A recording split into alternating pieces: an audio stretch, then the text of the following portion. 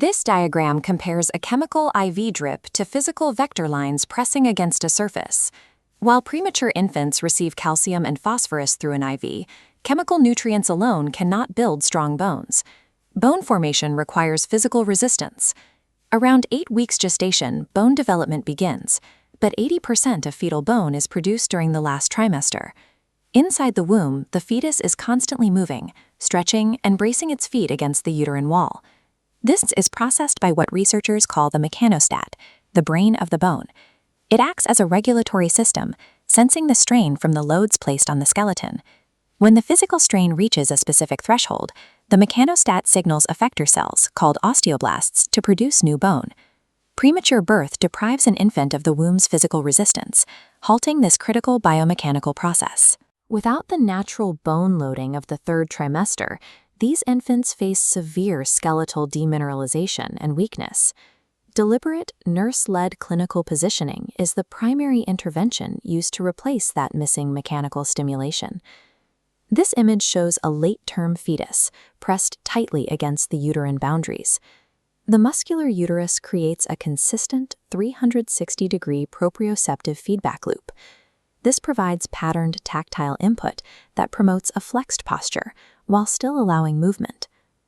When an infant is placed on the flat surface of a standard incubator without supportive boundaries, gravity pulls them into uncontained extended postures.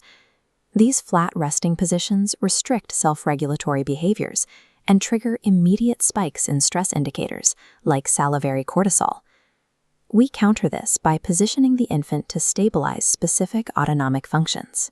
Infants placed in prone or left lateral positions achieve higher oxygen saturation, better arterial oxygenation, and improved chest-abdominal wall synchrony compared to the supine position. Body position also dictates digestion. Placing an infant in the right lateral position immediately after feeding accelerates gastric emptying.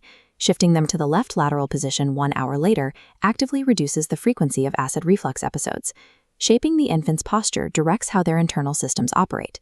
Clinical positioning is a targeted medical therapy used to stabilize breathing, digestion, and neurobehavioral organization simultaneously.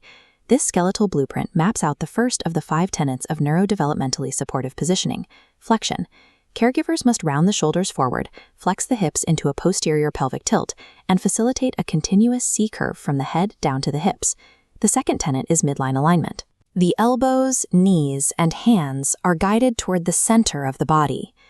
To maintain an open airway and symmetrical development, lateral head rotation is kept strictly under 45 degrees. The third tenet is containment. Because premature infants lack the muscle development to maintain a flexed bias on their own, physical boundaries must be nestled snugly against all sides to prevent excessive extension and reduce startle reflexes.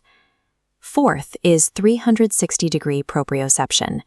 Using a fabric pouch or swaddle provides continuous, gentle resistance over the entire body, replacing the encasing pressure of the uterine wall. Finally, free movement with recoil.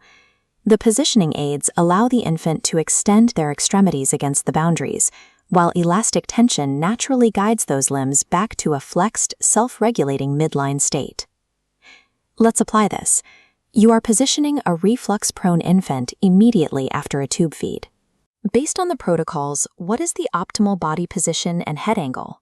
To maximize gastric emptying, the body is placed in the right lateral position. To maintain midline alignment, the head remains at less than a 45-degree angle. Sticking to the 5 tenets allows you to execute precise systemic care without compromising skeletal alignment.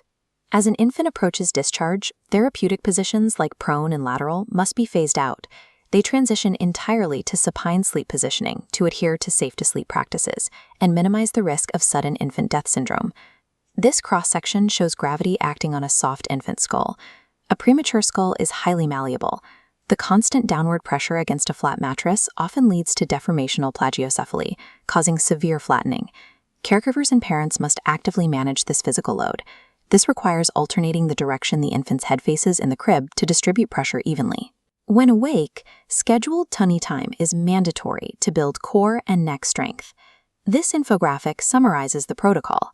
The biological foundation relies on the mechanostat and 360-degree proprioception.